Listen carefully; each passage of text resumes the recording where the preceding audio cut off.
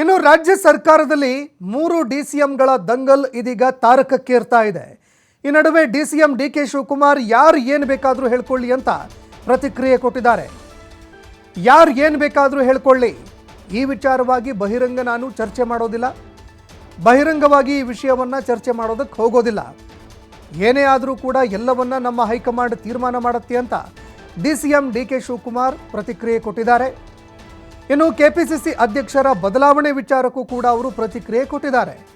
ಅಧ್ಯಕ್ಷರನ್ನ ಬದಲಾವಣೆ ಮಾಡಿದ್ರೆ ಬಹಳಷ್ಟು ಸಂತೋಷ, ಕೆಪಿಸಿಸಿ ಅಧ್ಯಕ್ಷರನ್ನ ಬದಲಾವಣೆ ಮಾಡಿದ್ರೆ ಬಹಳಷ್ಟು ಸಂತೋಷ, ಟೈಮ್ ಯಾಕೆ ವೇಸ್ಟ್ ಮಾಡ್ತಾ ಇದ್ದಾರೆ, ಮಾಡಲಿ ಯಾರು ಬೇಡ ಅಂದ್ರು ಅಂತ ಡಿಸಿಎಂ ಡಿಕೆ ಶಿವಕುಮಾರ್ ಟಾಂಟ್ ಕೊಟ್ಟಿದ್ದಾರೆ.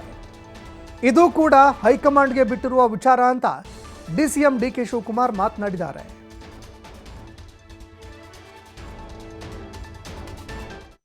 ಸಿಎಂ ಅಂತ ಎಲ್ಲ ಮಾತಾಡಕ್ಕೆ ಸ್ಟಾರ್ಟ್ ಮಾಡಿದ್ದಾರೆ.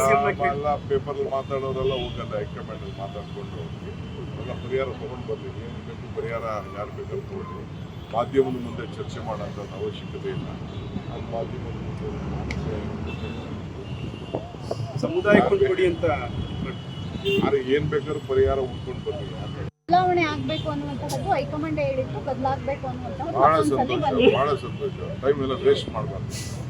ಏನೇನು ಬೇಕೋ ಅದಕ್ಕೆಲ್ಲ ಪಾಪ ಎಲ್ಲ ಪರಿಹಾರ ಎಲ್ಲೆಲ್ಲಿ ಕಂಡಿಡಬೇಕು. ಈಗ ಡಾಕ್ಟರ್ ಹತ್ರಕ್ಕೆ ಹೋದರೆ ಅವರು ಡಿಸಿಪ್ಲಿನ್ ಕೊಡ್ತಾರೆ, ಇನ್ನೊಬ್ರ ಹತ್ರಕ್ಕೆ ಹೋದರೆ ಅವ್ರು ಇನ್ನೊಂದೇನೋ ಒಂದು ಔಷಧಿ ಕೊಡ್ತಾರೆ, ಲಾಯರ್ ಹತ್ರಕ್ಕೆ ಹೋದ್ರೆ ಅವರು ಕೊಡ್ತಾರೆ. ಈಗ ಅವ್ರಿಗೆ ಎಲ್ಲೆಲ್ಲಿ ಬೇಕೋ ಪರಿಹಾರ ಬೇಕು, ಪಾಪ ಉಳಿಕೊಂಡು ಹೋಗ್ಲಿ, ಯಾರು ಬೇಕಾದ್ರೂ ಹೋಗಿ, ಅದಕ್ಕೆ ನಮ್ಮದೇನು ಅಭ್ಯಂತರ.